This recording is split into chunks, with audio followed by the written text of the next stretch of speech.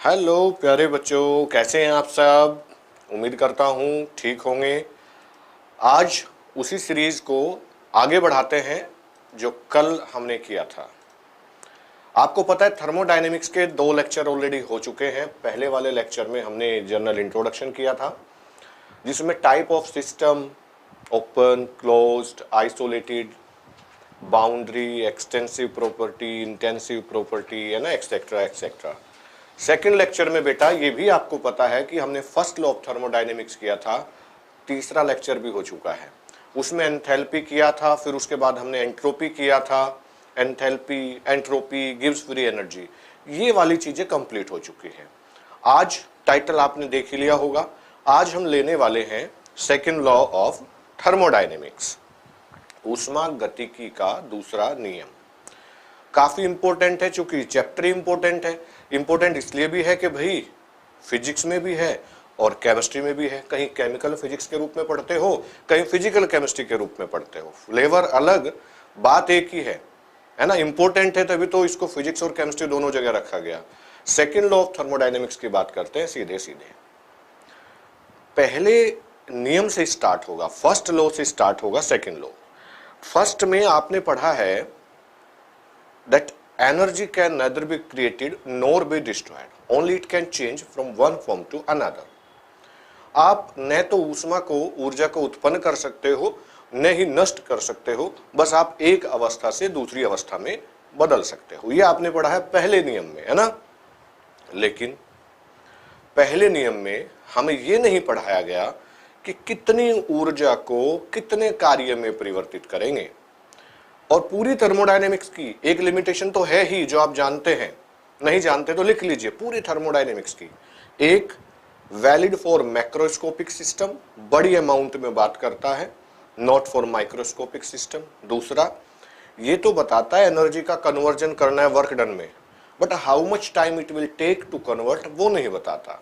इसीलिए इसके बाद हम फिर थर्मोडायनेमिक्स, केमिकल काइनेटिक्स को पढ़ते हैं। तो सेकेंड लॉ जो आया है वो फर्स्ट लॉ ऑफ थर्मोडायनेमिक्स का सप्लीमेंट्री है। यहां पर हम ये देखेंगे कि कितनी हीट, कितनी एनर्जी से कितना वर्क डन आपको मिलेगा।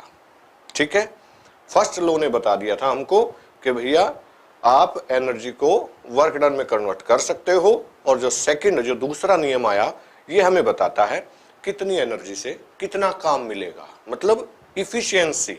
समझ गए ना, इफिशियंसी।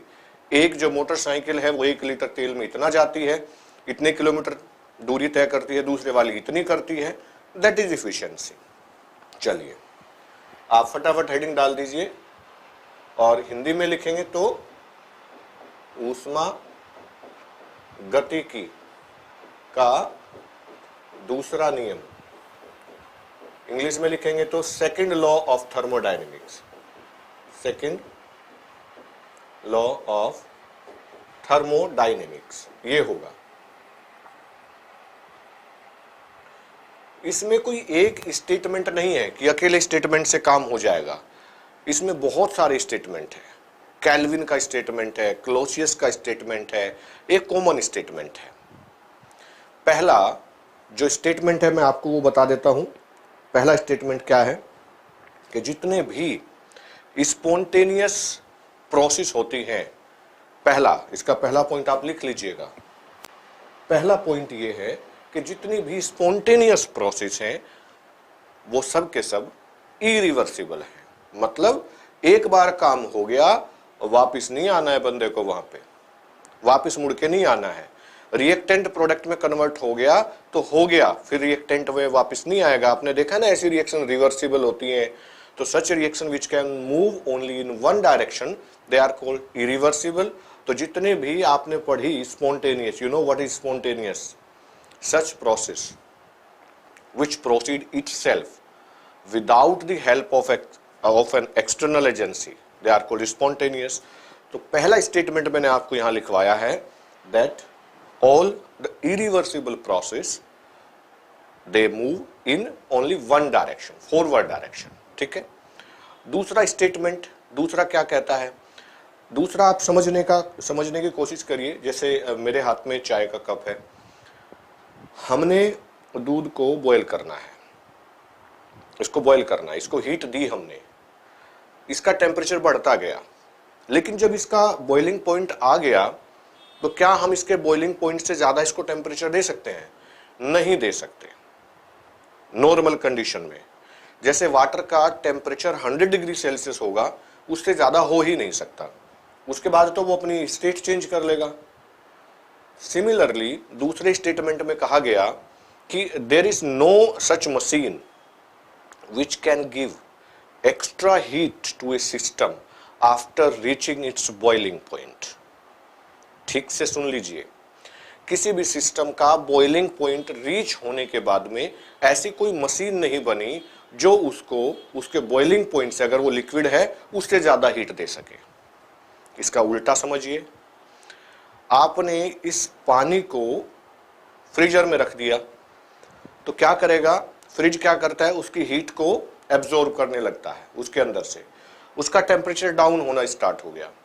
25 से घटते घटते घटते घटते वो कहाँ आ गया? 0 पर आ गया। ऐसी कोई मशीन नहीं बनी कि जो उसके फ्रीजिंग पॉइंट को 0 से नीचे लेके आ जाए, माइनस में नहीं लेके जा सकती। After reaching the freezing point, अगर कोई लिक्विड है, there is no such machine which can absorb extra heat, निकलेगी नहीं। तो दो स्टेटमेंट है जहां हम हीट देने की बात कर रहे हैं, वो क्लॉसियस स्टेटमेंट है, और जहां हम लेने की बात कर रहे हैं वो केल्विन का स्टेटमेंट है। केल्विनेटर से याद रखिएगा, केल्विन स्टेटमेंट। अब ये जरूर आ गया, अगला जो स्टेटमेंट बना, जो फाइनल स्टेटमेंट है, वो ये बना कि किसी भी मशीन की जो इफिशियंसी है वो 100% नहीं हो सकती।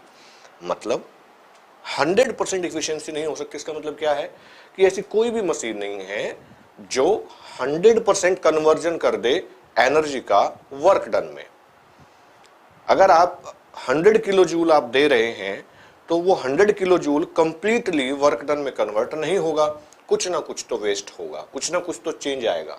अच्छी मशीन होगी वो 80% से ज्यादा कर देगी, बहुत ही अच्छी होगी 90% से ज्यादा कर देगी, 95 कर सकती है, 96 कर सकती है, 100 कभी नहीं। तो ये रिजल्ट निकल के आता है। ये भी एक स्टेटमेंट है। 4 स्टेटमेंट बता दिए मैंने आपको। पहले वाला बताया था इरिवर्सिबल होती है, दूसरे वाला क्लॉसियस, तीसरे वाला केल्विन, और चौथे वाला स्टेटमेंट आपको ये अभी बता रहा हूं मैं कि ऐसी कोई मशीन नहीं बनी जो 100% हीट का कन्वर्जन वर्क डन में करती हो।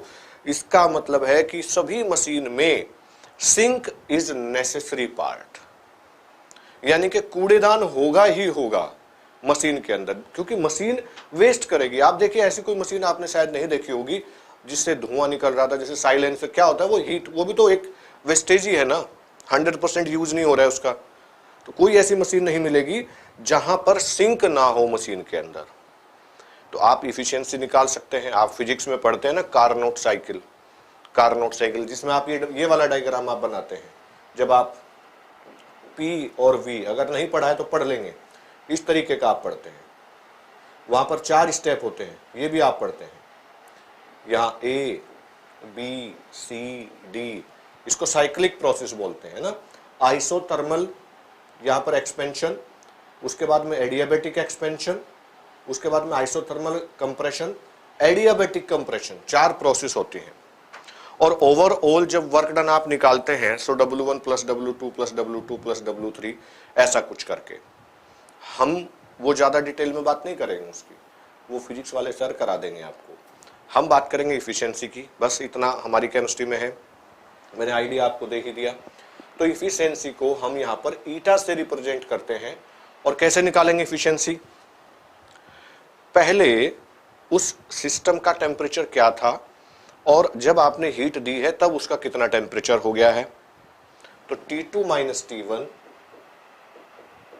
/ T2, या आप अगर हीट के हिसाब से निकालना चाहें तो भी निकाल सकते हैं, Q2 - Q1 / Q2, ऐसे भी निकाल सकते हैं आप।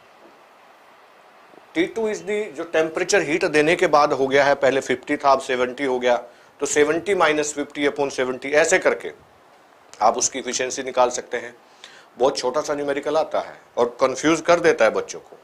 एक दो न्यूमेरिकल मैं आपको कराऊंगा, आप कर लीजिएगा।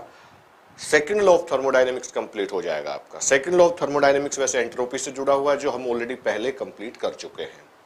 सेकंड लॉ ऑफ थर्मोडायनेमिक्स आपका गिब्स फ्री एनर्जी से जुड़ा है, जिसको हम कंप्लीट कर चुके हैं। एक हल्का सा रिवीजन आप ले ही लीजिए, कहीं ऐसा ना हो कि वो चीजें उड़ गई हों। एंट्रोपी के बारे में थोड़ा सा बता देता हूं। अभी मैंने सेकंड लॉ ऑफ थर्मोडायनेमिक्स बताया, इसको सपोर्ट करने के लिए बेटा, क्योंकि अभी पहला स्टेटमेंट था रिवर्सिबल प्रोसेस, है ना, वहां स्पॉन्टेनियस मैंने बोला था इरिवर्सिबल। स्पॉन्टेनियस को समझाने के लिए मुझे एंट्रोपी और गिब्स फ्री एनर्जी आपको थोड़ा सा बताना पड़ेगा, याद दिलाना पड़ेगा। एंट्रोपी क्या होता है? Measurement of disorder and randomness. Measurement of disorder and randomness. If we supply Q amount of heat to a system keeping its temperature constant, मतलब isothermal condition में if you are giving Q amount of heat to the system, that will utilize to change in entropy of the system. Gas की entropy बहुत ज्यादा होती है, क्योंकि gas के molecule हमेशा रैंडमली यहाँ वहां दाएं बाएं ऐसे घूमते रहते हैं। तो जहां डिसऑर्डर है वहां एंट्रोपी ज्यादा है। सॉलिड में बिल्कुल कम होती है। सॉलिड से ज्यादा तो लिक्विड में होती है, लिक्विड से ज्यादा गैस में होती है। आप समझ गए हो ना एंट्रोपी, जो आज जिसने वो लेक्चर नहीं देखा।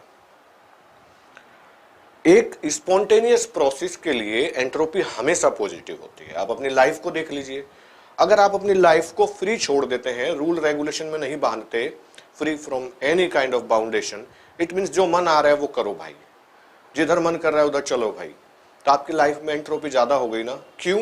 क्योंकि आपने अपनी लाइफ को स्पॉन्टेनियसली मूव होने दिया है।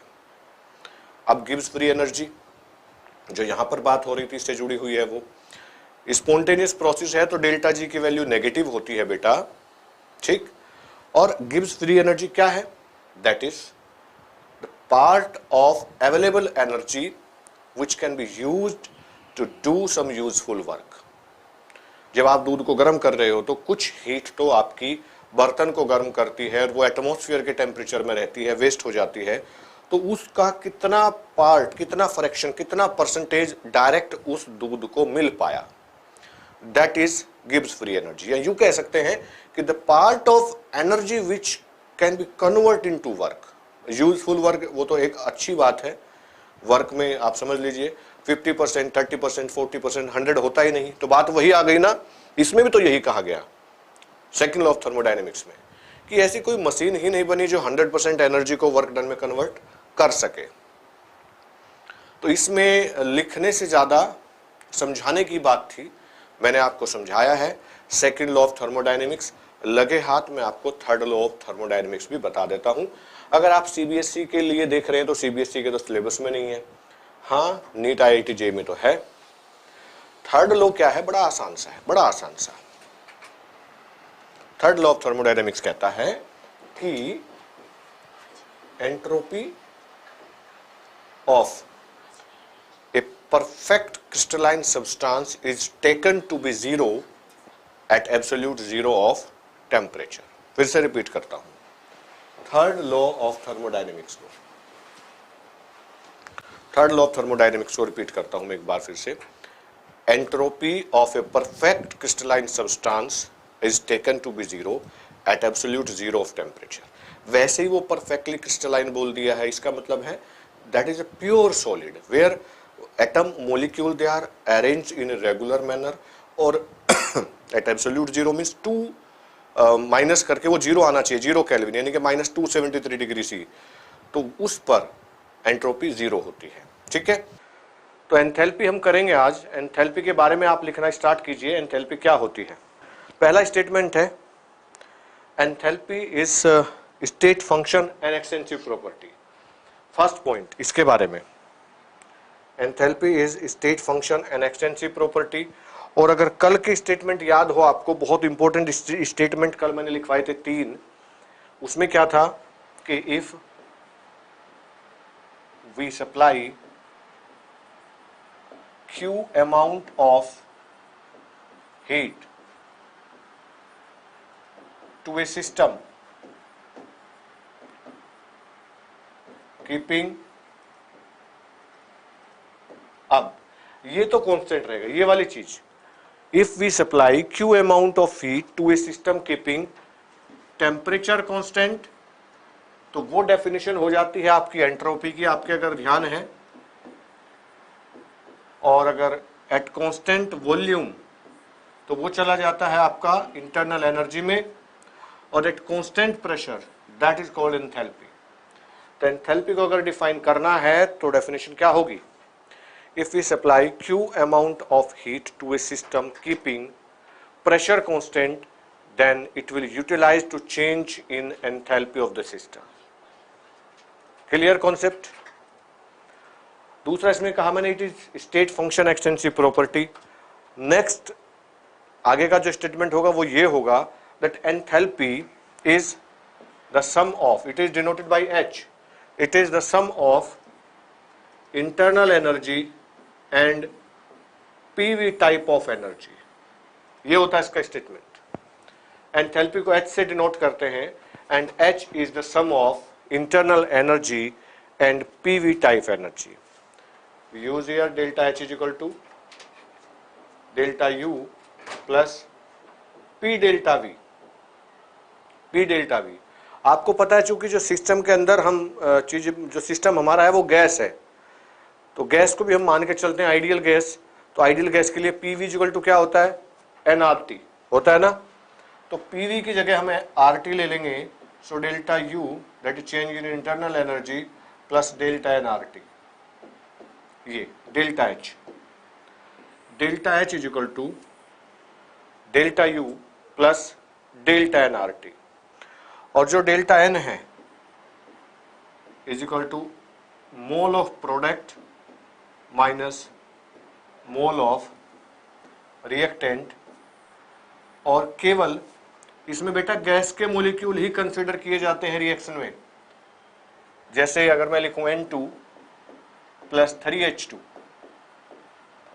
तो ये बनाता है 2NH3।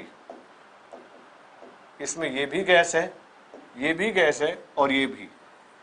तो आपका डेल्टा N हो जाएगा प्रोडक्ट माइनस रिएक्टेंट। प्रोडक्ट के मोल हैं 2, रिएक्टेंट के हो गए 3 1 प्लस 4, तो -2। डेल्टा N जो है -2 होगा इस रिएक्शन के लिए। अगर इसमें से रिएक्टेंट या प्रोडक्ट कोई लिक्विड या सॉलिड है तो उसको कंसीडर हम नहीं करते। आप डेल्टा N निकालेंगे, R की वैल्यू आपको पता है यहाँ पर, दैट इज 8.314। पिछले वाले चैप्टर में होती थी 0.083 एटमॉस्फेयर लीटर पर डिग्री पर मोल, यहाँ पर जूल होगी, जूल पर मोल 8.314। टेम्परेचर केल्विन में होता है, इंटरनल एनर्जी इसको आप जूल में लेंगे तो आपको एंथैल्पी की वैल्यू पता चल जाएगी। और फिर ये एंथैल्पी कई तरीके की होती है, enthalpy of reaction, enthalpy of hydration, enthalpy of neutralization, enthalpy of sublimation, hydration enthalpy, oxidation, मतलब कई कई तरीके, कंबशन एंथैल्पी, वो अलग एक चीज है। लेकिन जो मेन एंथैल्पी है उसके बारे में मैंने आपको जो बताया आपने समझ लिया होगा। Enthalpy is the sum of internal energy and PV type energy, और जो हमारा डेरिवेशन बनता है वो होता है delta H equal to delta U plus delta nRT।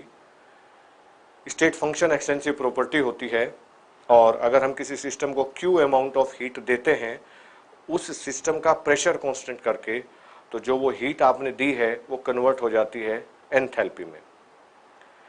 अब इसके बाद फिर आप लिखते हैं कि एंथैल्पी ऑफ रिएक्शन क्या होगी। तो एंथैल्पी ऑफ रिएक्शन होती है कि प्रोडक्ट में जितनी एंथैल्पी है माइनस रिएक्टेंट में जितनी एंथैल्पी है, तो दोनों का जो डिफरेंस आया that is called enthalpy of the reaction. ऐसे निकालते हैं। कंबशन, तो ये वर्ड के हिसाब से डेफिनेशन आप बनाएंगे। कंबशन एंथैल्पी, तो it is the change in enthalpy when 1 mole of hydrocarbon और 1 mole of substance is combusted by oxygen. ध्यान से सुनिए, इज कंबस्ड बाय ऑक्सीजन। क्योंकि कंबशन का मतलब होता है, जैसे for example CH4 plus O2 give you CO2 plus 2H2O। आप देख लीजिए फिर से, अगर आपसे पूछा जाता है कि हीट ऑफ कंबशन क्या है, तो आप बोलेंगे किसी भी सब्सटेंस के 1 मोल, जैसे CH4 है, इसको कंबस्ट करने पर it will give you CO2 plus 2H2O। जितनी अमाउंट ऑफ हीट रिक्वायर्ड और रिलीज होती है, या ये कह सकते हैं एंथैल्पी में जो चेंज आता है that is called enthalpy of combustion. Enthalpy of reaction मैंने पहले बताया। Enthalpy of sublimation, when you want to sublimise solid into gas directly, enthalpy में जो चेंज आता है 1 mole of the substance is sublimised from solid to gas, the change in enthalpy that is called enthalpy of sublimation. ऐसे ही enthalpy of solution, enthalpy of neutralisation, neutralisation means you want to neutralise acid by base, तो enthalpy में जो change आएगा that is called enthalpy of neutralization. ठीक है, clear हो गया होगा कंसेप्ट। बहुत सिंपल सी डेफिनेशन। बोर्न एंथैल्पी है, उसमें न्यूमेरिकल निकाल के देखेंगे, हम न्यूमेरिकल करेंगे। मैंने कहा था कि न्यूमेरिकल कुछ नहीं छोड़ेंगे, न्यूमेरिकल जितने भी एनसीईआरटी में दिए हैं वो करने हैं, कम है उससे काम नहीं चलेगा। बोर्न एंथैल्पी के लिए हमें कुछ बाहर से न्यूमेरिकल करने पड़ेंगे बेटा, वो हम करेंगे। It was enthalpy, very simple, बहुत सिंपल जो मैंने आपको बताया। इसके बाद दूसरा जो कंसेप्ट मुझे कराना है वो आपका है गिब्स फ्री एनर्जी। आपने देखा होगा, अभी दिखा देता हूं आपको। यहां पर एक बार यहां देख लेते हैं क्या लिखा है भाई। Enthalpy is a useful new state function in thermodynamics. Alfred W Porter in 1922 इन्होंने इंट्रोड्यूस किया था। First propose the definition of H as strictly, वो डेफिनेशन जो मैंने आपको दी थी। और ये एक एंथैल्पी निकालने का यहाँ एक फ्लो चार्ट हमने दिखाया है, बाद में बताऊंगा इसको। Now what is enthalpy, definition देखिए जो मैंने बताया है और जो स्लाइड में आपको दिख रही है। The enthalpy H of a thermodynamic system is defined as the sum of internal energy U and the PV required to achieve its pressure and volume. H is equal to U plus PV. एक complete change के लिए हम delta use करते हैं और PV की जगह पर एनआरटी यूज करते हैं। बेटा जो अब अगला टर्म हमारा है वो है गिब्स फ्री एनर्जी। आप देखिए जो मैं आपको समझाता हूं वो बड़ा आसान होता है। अब एनर्जी और एनर्जी से पहले फ्री एनर्जी अगर मैं कहूं तो फ्री एनर्जी कंप्लीट नाम है। एक्चुअली गिब्स, जे विलार्ड गिब्स ने इसको इंट्रोड्यूस किया था। This term was introduced by J Willard Gibbs and it is called Gibbs free energy. अभी गिब्स फ्री एनर्जी है क्या? जब आप सपोज करिए मिल्क को बॉयल करना चाहते हैं तो जितनी हीट आप मिल्क को देते हैं क्या वो सभी 100% हीट कंज्यूम हो जाती है मिल्क के द्वारा? नहीं, कुछ कंटेनर एब्जॉर्ब कर लेता है, कंटेनर एटमॉस्फेयर के कांटेक्ट में रहता है, तो बहुत कम पोर्शन होगा जो डायरेक्ट मिल्क तक पहुंचेगा। So that amount, that fraction of available energy which can be used to do some useful work. ध्यान से सुन लीजिए, हमारे पास जो भी अवेलेबल एनर्जी है उसका वो फ्रैक्शन, वो हिस्सा जो किसी काम में कन्वर्ट होता है, किसी काम को करने में यूटिलाइज हो जाता है, that portion is called Gibbs free energy. इसको डेल्टा जी से डिनोट करते हैं, डेल्टा जी से।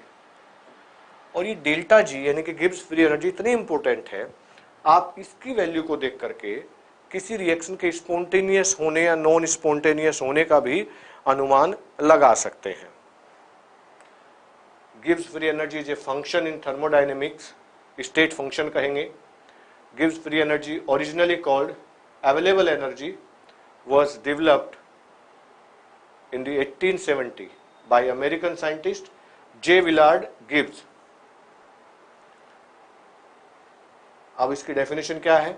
The function by which we are able to determine the direction of a spontaneous change for closed system, which cannot be determined either decrease in enthalpy and increase in internal energy, enthalpy of the at a fixed temperature.